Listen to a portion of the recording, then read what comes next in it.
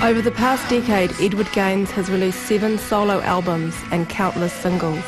He's created innovative art, design and comic books, and is the lead singer and guitarist with alternative rock band The Demi-Whores. He's operated in and around the margins of popular culture, creating disturbing, poignant and moving music and art with a distinctive lo-fi aesthetic. But where did this noise and art come from? And who the hell is Ed Gaines?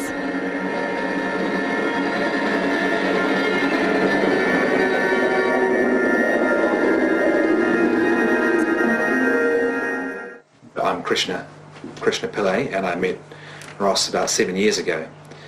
And the time I was meeting him, actually, I was finishing my training as a forensic psychiatrist. When I met Ross, Ed Gaines already existed, and he came already fully formed.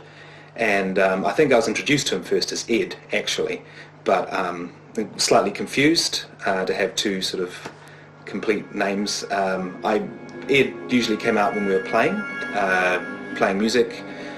In fact, there was a bit of transformation, as you've probably seen the footage. Usually a bit of makeup, some other costume, quite a lot of dramatic. There was a lot of drama in Ed. Why do people have a second personality? Something is too difficult or traumatic for them to recall or to integrate into who they are, so that bit gets split off and has an expression, and the most extreme example is the multiple personality, where it's got a different name and a different personality, and often in popular culture sort of the evil side. Ed's story begins in Dunedin, where a 13-year-old Ross Campbell and his family settled after a period of moving around the country for his father Douglas's work.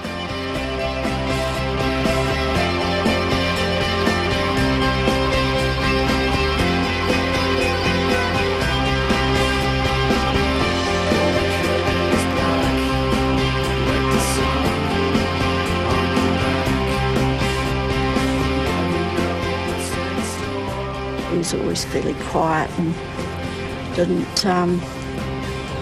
show off or anything like that. He played soccer, but he wasn't really interested in it very much. His father coached their team. He was the goalie, so he didn't have to run around very much, be very active.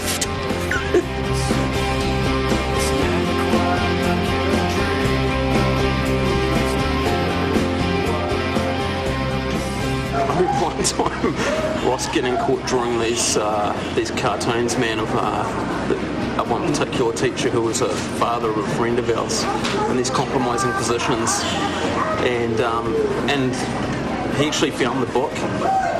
He found the book, man. He opened it up and he just fucking lost it, man. Because Ross is a pretty good cartoonist, man. I think the compromising positions were with his son. So it was even more depraved, man.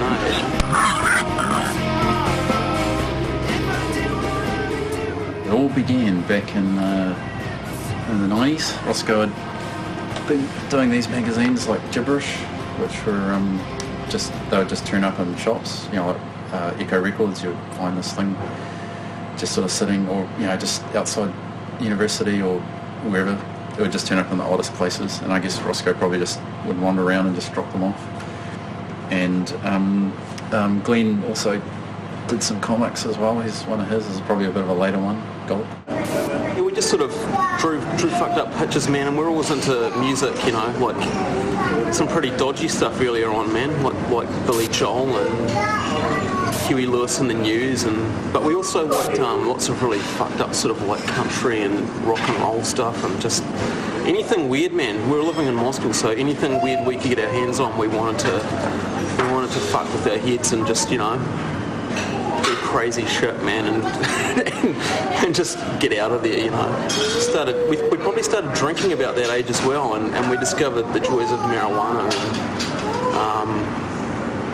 That was quite fun too, man. That helped us sort of just get more sort of excited about life, get into things and get crazier, really.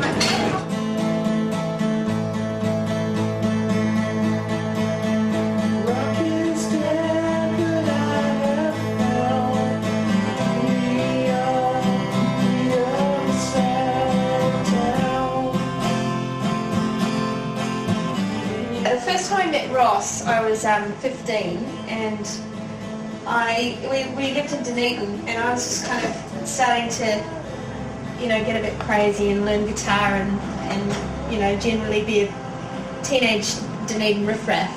And Ross and his friend Glenn were in this house in Tyne Street, this little flat, and I went round and they had a bag, like a shopping grocery bag, filled with skunk.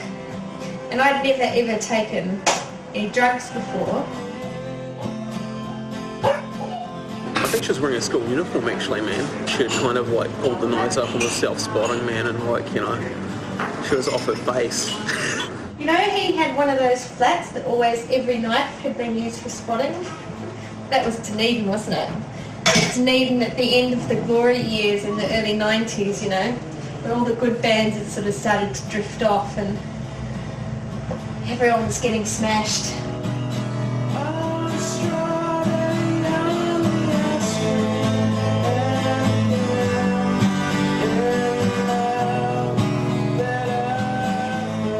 We made a horror movie. It was called Nightmare on Tyne Street. And I remember the opening titles very clearly. I hope we can get it for you. We had this white table and we wrote Nightmare on Tyne Street across it in some fake blood.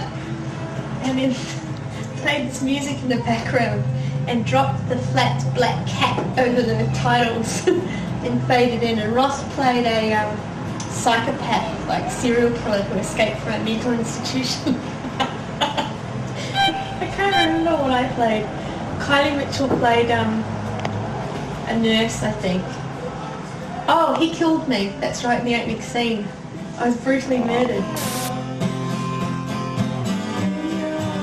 So, we sort of just, I remember Ross buying a guitar, man, when he was probably, he might have been 15 or 16.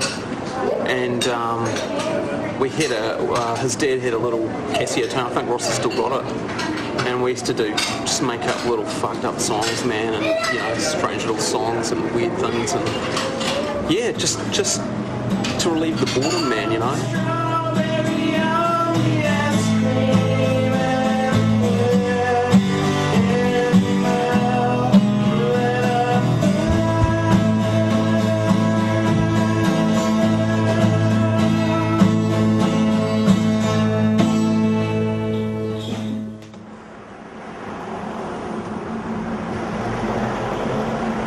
This is the Empire Hotel. It's the scene of the first ever show by the Ed Gaines Experience. It was our first gig, man. We were absolutely fucking amped to play, man. And we, it was like our dreams had come true. We were playing at the Empire, man, and it was like, you couldn't get any better than that, man. It might as well have been fucking Fillmore or somewhere like that, man. And and we just turned everything up as loud as we could possibly turn it.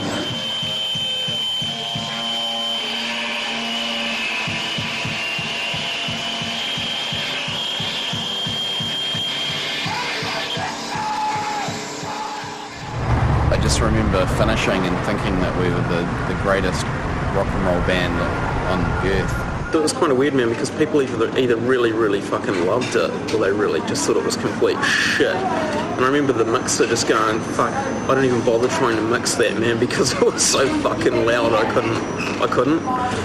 It was fantastic. I still, think that was probably, one of the best gigs we ever had. No, it was pretty loud and more just playing than singing, really. What have we got there? I'm singing words that no one understands. Maybe that's it's almost prophetic. Would like to see everyone after the show, especially the man toying with their equipment and the friends. Hey!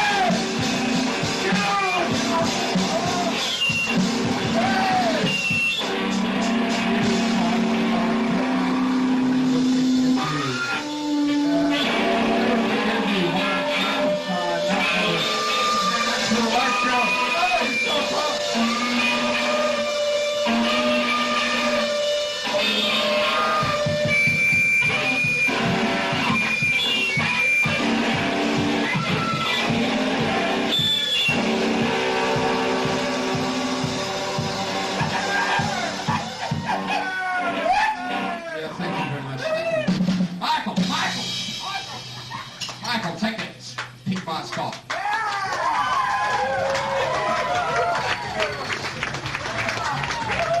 Okay, on behalf of the boys and everyone here tonight, we'd like to say thank you.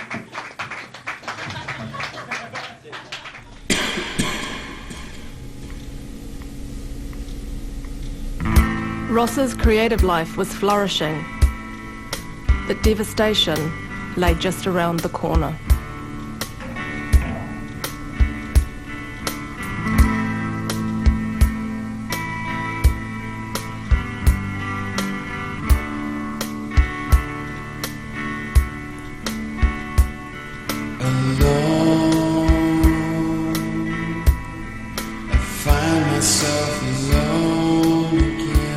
Other people deal with the loss of a parent in all sorts of ways, and depending upon their skills and their and what resources they've got to draw on, it can be a very a point at which there can be departure from normal development, and a downward slide. Very common. People go off the rails, as it were.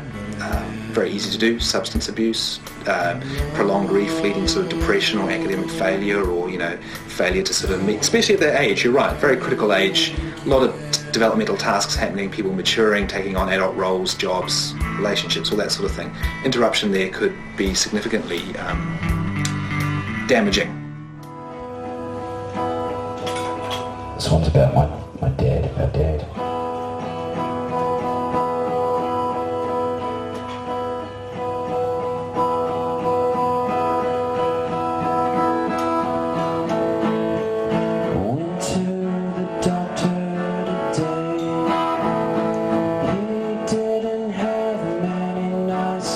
To say, he said that my days were numbered, so riddled with disease. I stumbled out of his office and to the street. My girlfriend I had to meet. How could I break this fuse to her? I guess I was about to find out who my real friends were.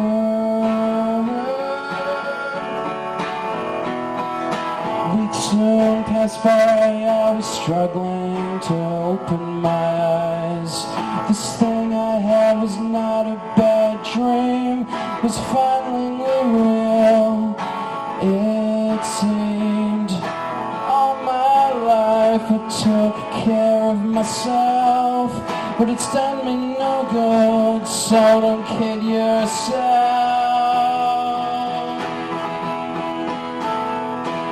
'Cause if it feels good, you better do it, because your life is a fleeting glimpse of what could be if everything was perfect. So live in the moment, there's nothing to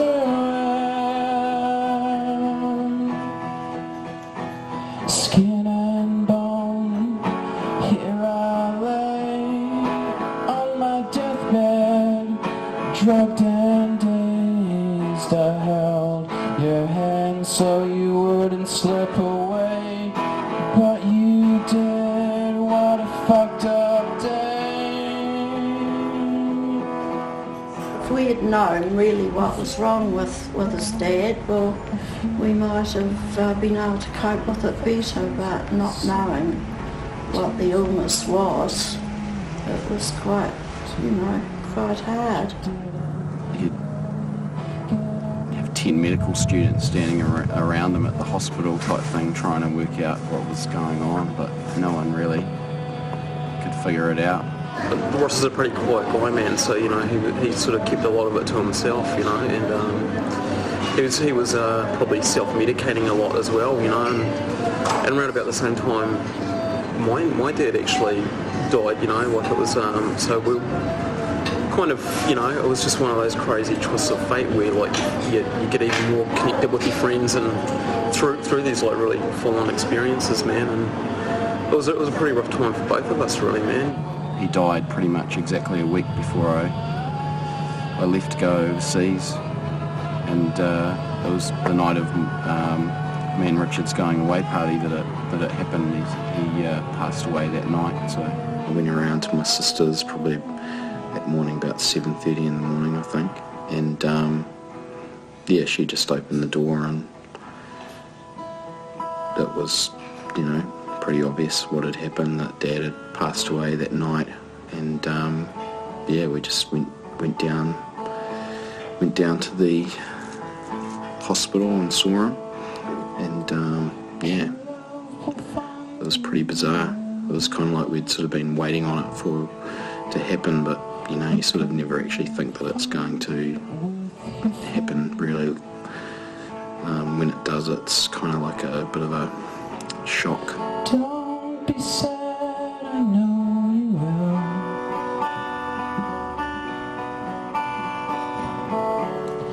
Don't give up until true love will find you in the end.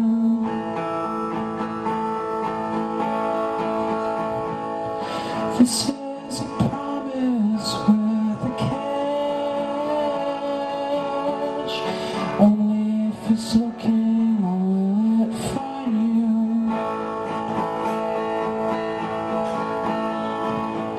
Because true love is looking too. And how else will it recognize you until you step out into the light, the light? Don't be sad. It wasn't long after that he ended up going to England, man. But it was a real sad time for him and his family, and just, you know, yeah, just crazy, man. It was crazy, you know. You're never ready for your parents dying, man, I don't think. A week after he died, I was on my way to Los Angeles, so it was pretty weird. But you know, and it was hard to leave my mum at that point, you know. But I think if I hadn't left Dunedin, I probably would have gone a bit even more nuts than I was going, you know.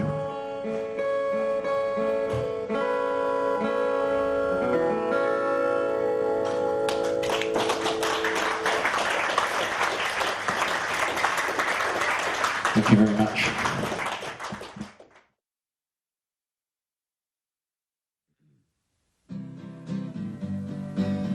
In the subsequent months, Ross proceeded to lose himself in LA and Las Vegas.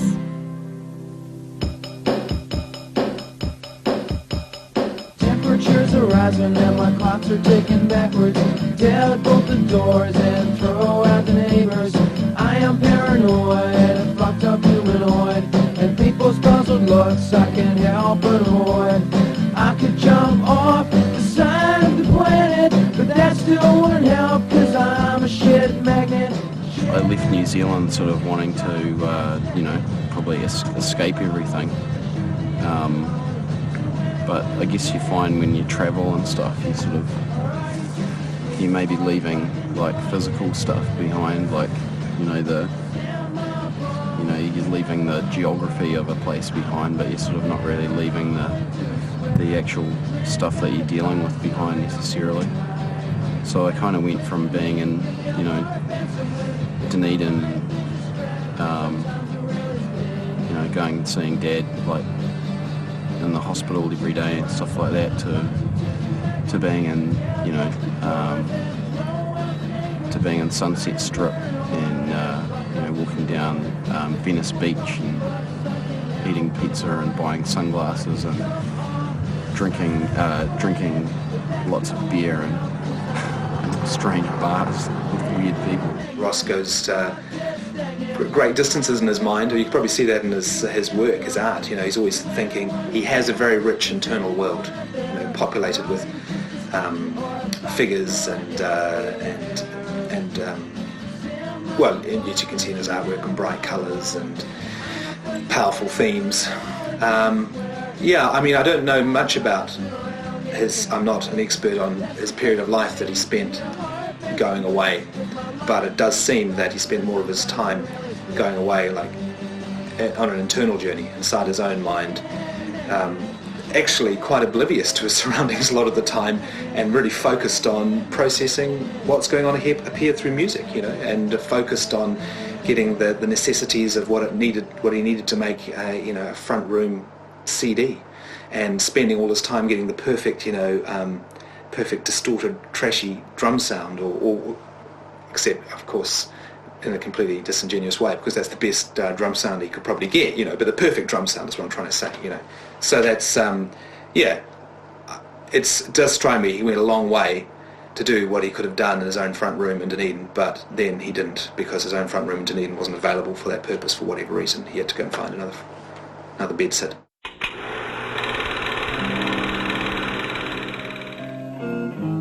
In 1996, Ross moved to London. It was here that Ed Gaines, the songwriter, was born.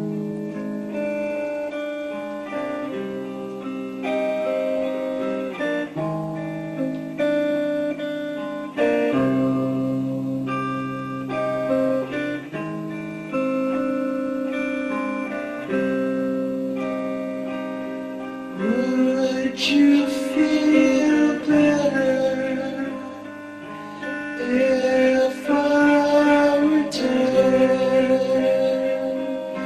dead like a doornail man?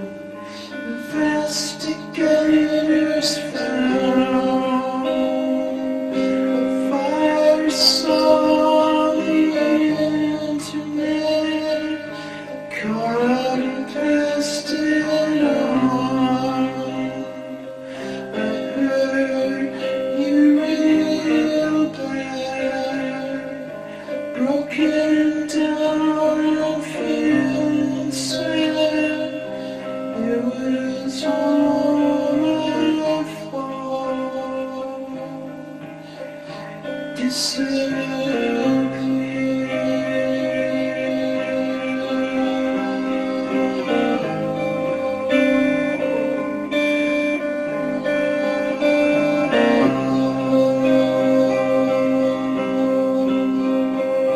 It probably wasn't until I finally sort of came to London and sort of settled in London and had all my travel money kind of ran out, and I had nothing really.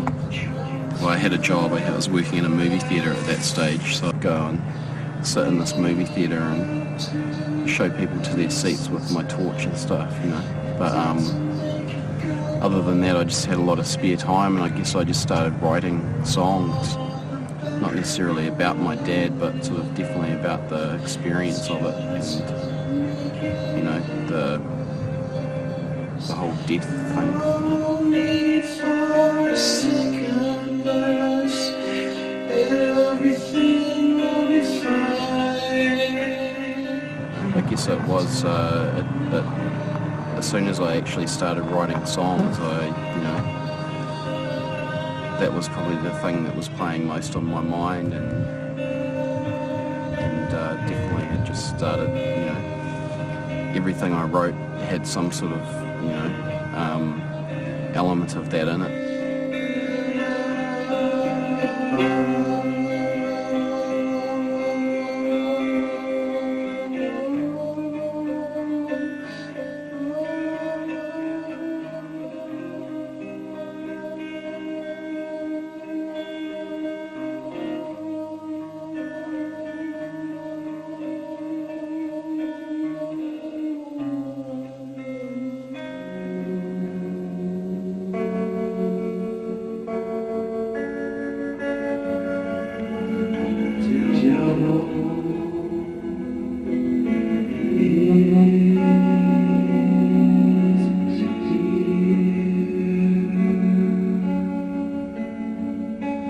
I saw him in London not long after his dad died. It was incredibly sad, and he was definitely exercising some demons through his music. And I know he said to me on a number of occasions that that's what kept him alive. He was pretty bad. I saw an ad in a newspaper for medical experiments, and I knew that this was kind of like a pretty dodgy way of getting money, but it seemed very easy. and I didn't have to work on a building site or anything to get it, so I made the call and went out, had a blood test, had a physical which consisted of seeing if I could breathe or not, and basically came back the following week and spent a night in hospital when they gave 6 men, 5 other guys, two pills. To this day I'm not actually sure what the pills were. I just remember turning up and being utterly terrified for my own life. I was going to die.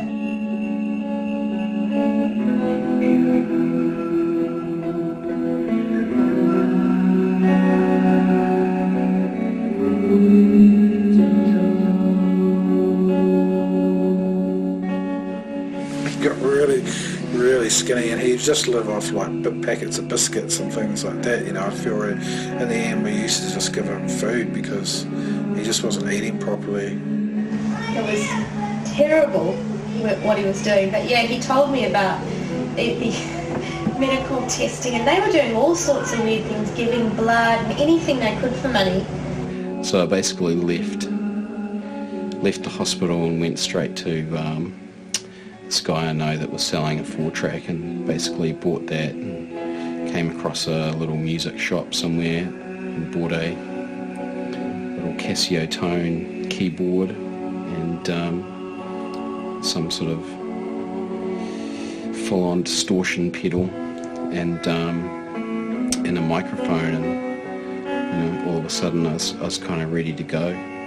He was, I think, pretty unhappy actually. London became, I think a really cathartic place for him because he was away from, after his father died, and he went away to London, and London became a place where he started to write music. That was the beginning of Ross the musician. My disorientated frown, I am here to hold your hand as night drifts into day. By your sick bed I will stay. I remember we used to run through the sand dunes and the sun. Our picnic basket full, not a care in the world. Those days have faded fast. Each hour could be our last. But by your sick bed I will stay until the night drifts into day. When I heard him play his songs live, there was a real, there was a sort of like a melancholic sort of beauty about them. There was obvious humour in some of them, and then obvious, a clear sort of sadness. And it wasn't until we got back to New Zealand that I learned a little bit more about him. And he said that his father had died, in recent years. And I guess, as I gathered, that was certainly part of the prelude to him going overseas. And I can't remember whether I met Roscoe at the pub or he turned up back at this flat. I think he turned up back at the flat. So eventually he picked up the guitar and sang. And my friend who was in town with me, he was staying with us for the weekend. He was sort of lying, trying to sleep on the couch or somewhere. And this voice sort of came out of the darkness and strumming away and singing. I can't remember what the song was, or whether it was one of his or someone else's. But it was just beautiful. And I still remember the next day, my friend Daniel saying, oh, that guy's got an amazing voice.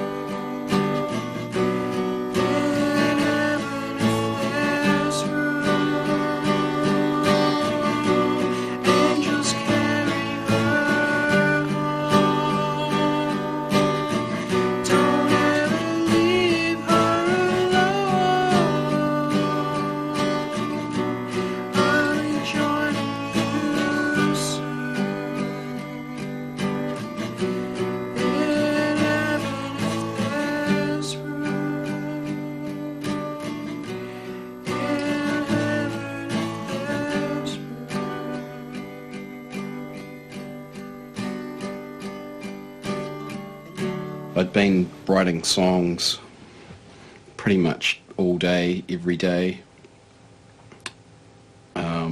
When I wasn't working at the movie theatre, I was at home writing music or watching bad sort of afternoon television, and that was kind of a inspiration to write music, I think, 'cause it was just, you know, there was basically nothing else to do. Yeah, there's a bit of pain and whatever in there, and it's probably, I mean, I'm sort of reading between the lines here, but I guess he was sitting in his own head for those times, you know, and that's when you do a lot of writing as well, you know, and then it all has to come out somewhere. My flat was right in sort of on a very busy street, sort of near Finsbury Park, so I could sort of look out the window, and it was sort of like the middle of summer, so my window would be open most of the time. I think on Shit Magnet, which is the first album I recorded, you can hear buses and dogs barking and stuff in the background on that one. 2, 3, 4.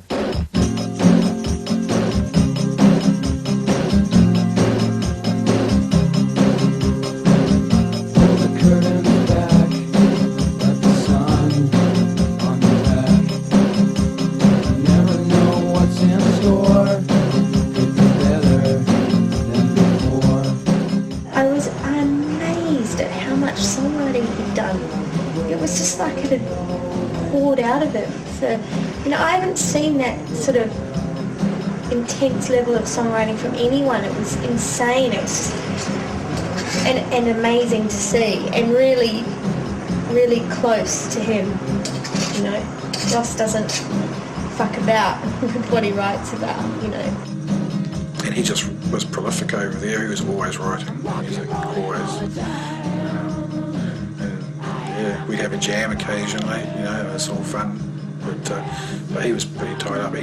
He was just so tied. I don't think at that stage he could have been in a band, because he was just tied up in his own stuff, and he was using it. It's like, you know, he wasn't in that collaborative frame of mind. I think it was just all about an outlet for him. I think that was good. I wasn't recording albums so millions of people could hear them, or even 5 people could hear them. I was basically just recording them for myself, for my own, you know, it was my own need to record the music, basically. The Girl with 1,000 Boyfriends was sort of recorded, basically, I was working in a snooker hall at that stage, and I would come home at night, really late at night, after kicking everyone out of the snooker hall and kicking people off poker machines and stuff like that, and come home and just record until about 4 or 5 o'clock in the morning in my room. And then with Cacophony, I finally managed to get a $75 electric guitar and a 75-pound electric guitar, and I also bought this effects sort of rack, sort of like some sort of crazy 80s effects rack, which I used for Cacophony, which was kind of cool, because the first 2 albums were pretty much acoustic guitar. But yeah, things were pretty raw then. I mean, he had some good songs and he had some bad songs, but I mean, but he had some good stuff, and he knew that it was what stuff that he felt. You know, he wasn't just going through the motions. There were songs from the heart. You know, even the ones that were sort of like novelty type. You'd think they were novelty type songs.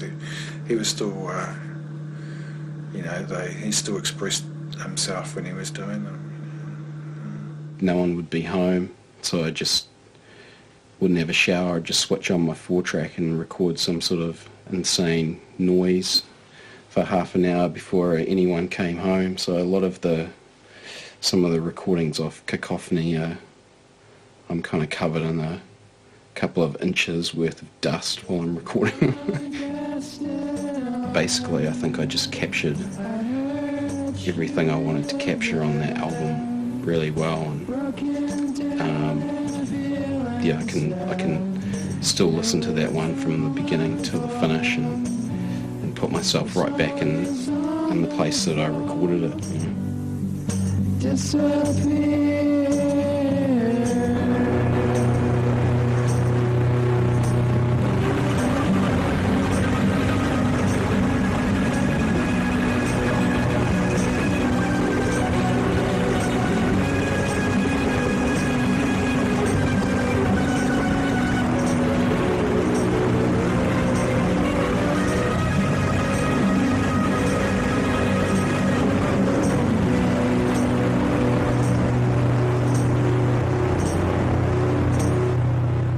But yeah, I think it was just basically it was time to come home really, because I'd been there. I hadn't seen my mum for a while, so I just wanted to come home and see what was happening at home.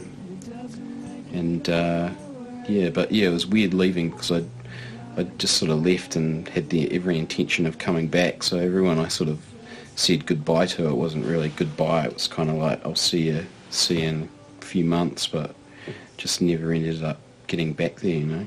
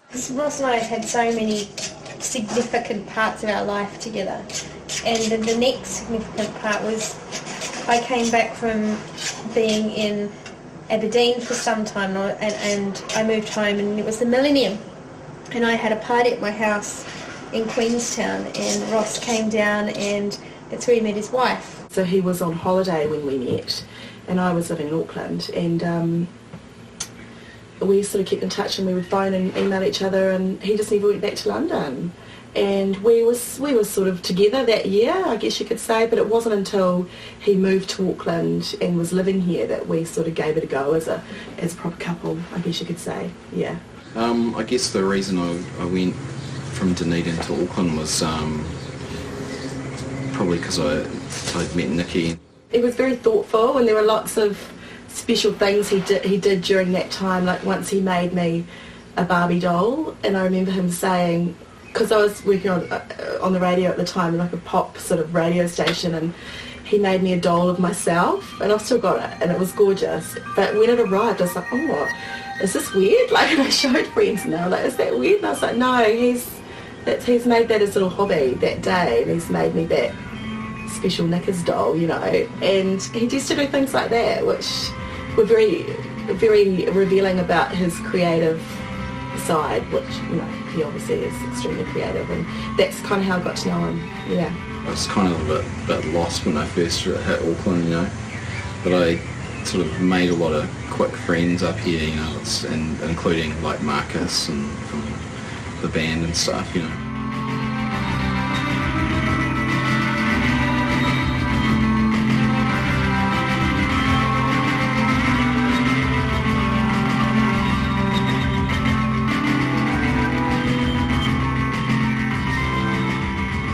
I played like my sort of first proper nighttime show in Auckland one night. Yeah, and Marcus sort of came up to me after that gig, and I just remember sort of first meeting with him, I thought, you know, you're a pretty intense character, you know. And then him coming up to me at the end of that show, just going, we need to start a band. You know, it was kind of wasn't, you know, we should start a band. It was more like we need to start a band. You know. This meeting with Marcus led to the formation of the Demi-Whores. The band quickly garnered a large local following and played gigs with international acts Interpol and J Mascis, as well as the big day out.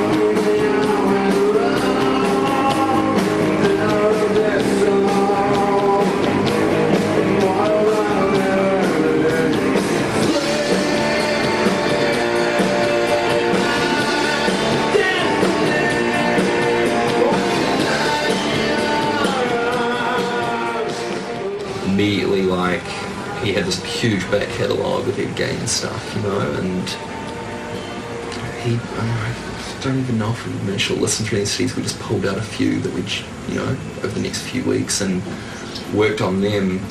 It was always like, I used to like recording down in Tony's basement, because it was just too well for me and Marcus to stand up on the song instead of trying to space between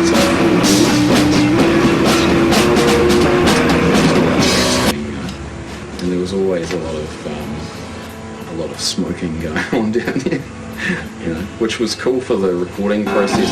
Yeah, we were working in some weird situations, like ceilings and a lot of weird problems on the desk and stuff, of just, well, you know, yeah, like you say, like files being deleted or disappearing.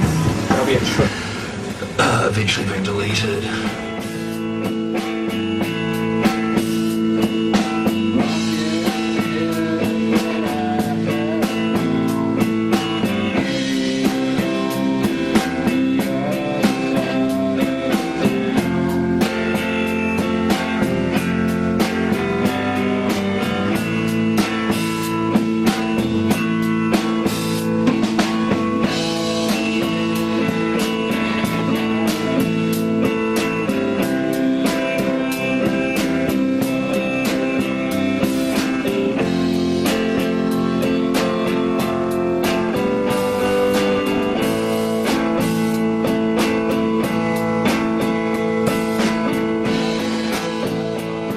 You know, like he put out the Cacophony album, I think, while he was in London, where he had all that recorded, man, and yeah, and then he came back and he really went nuts, man. He'd be writing, you know, songs left, right and centre, man. I was just fucking bawling out of him, mate. It was amazing.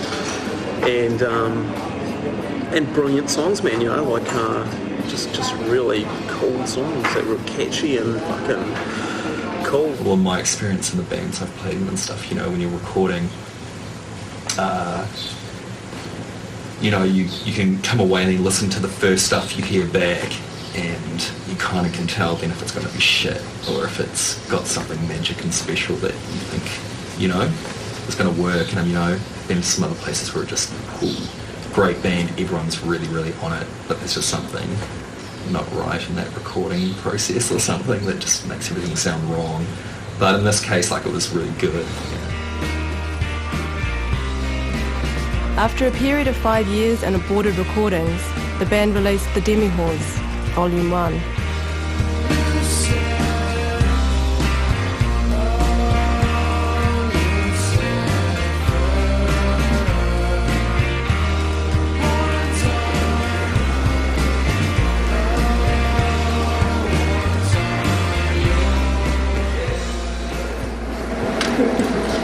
Awesome.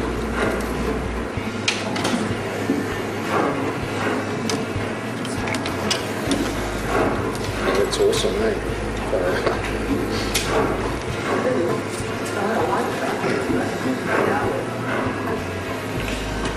It's nice paper, eh? It's like it really brings out the colours too. Cool, man. Is it a smile? It's a very big smile. Yeah, excellent. Yeah, that's awesome, man.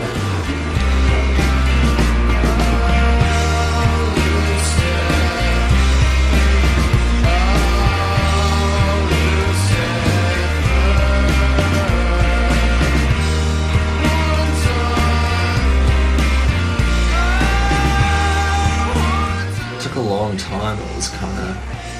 kind of intense for lots of reasons. Just to get it, just the struggle to try and finally get it finished and make it out. Yeah, it was great when it did, and we got a lot of support from people when we did put it out, which was really cool. Like, there was that kind of really nervous thing of like, oh man, is anybody really going to get behind this? Will actually any songs get played on the B stations or anything, And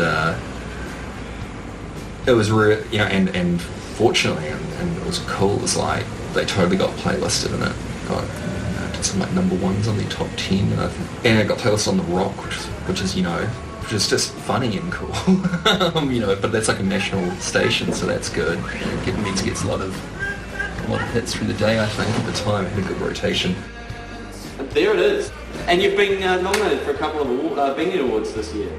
Yes, we had. And yeah, there were like some really generous people who worked in like magazines like Real Groove and Rip It Up and stuff. Who all helped out and wrote articles and got behind us, which was really cool. I wasn't expecting such good things, in that respect. So yeah, it was pretty cool when it came out, and I guess, I couldn't have hoped for anything better than that,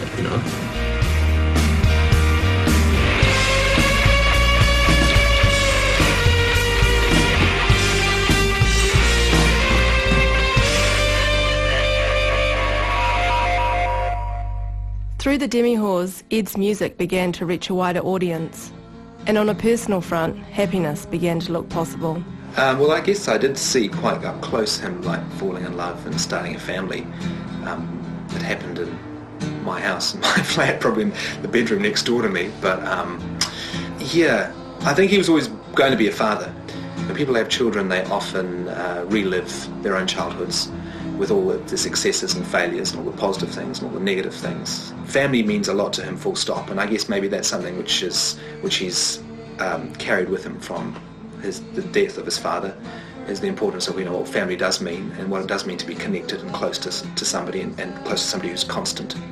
To me, he's always been that gentle guy, and I think him becoming a father has even more of that side of him has come out, and a lot of the darker stuff that he probably carried around with him. He's had a lot of sad things happen in his life. I think those sort of things have been able to be, perhaps shelved a bit, and he can concentrate on the here and now and find joy in that. It was amazing to sort of finally meet, your reason to live, when the kids are born, If I didn't have Nikki and Wilco and Bibi in my life, I don't think I'd be making the music that I'm making now or doing the art that I'm doing now if I didn't have that behind me, And I certainly wouldn't have written a song like Bless My Family, which is kind of like, probably the most positive song that I've ever written,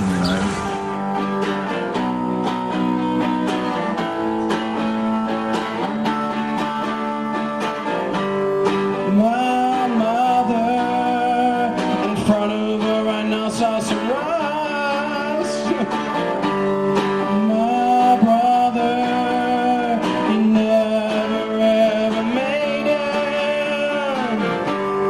My father, doubling over in pain.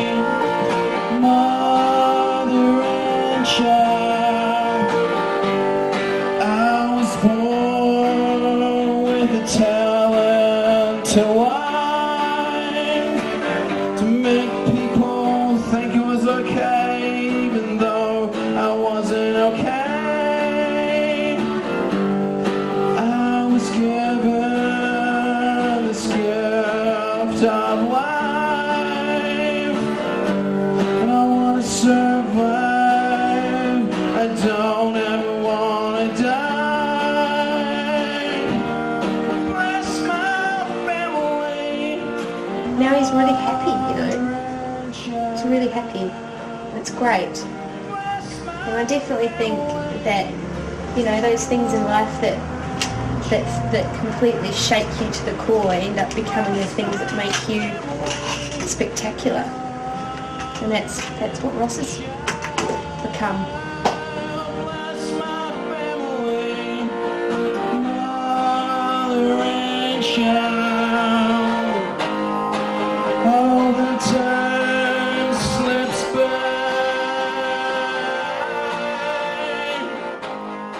Started off as the adolescent searching for meaning, whether that's in the front room in Streatham with the headphones on and whatever else, or now, and it's the Ed Gaines now, which is in the process of generation and creativity and the starting the family, and presumably there'll be a stage, there'll be a midlife crisis Ed Gaines. We can only, you can look forward to that, I suppose, and then the degeneration and the search for meaning, maybe a spiritual journey somewhere thrown in.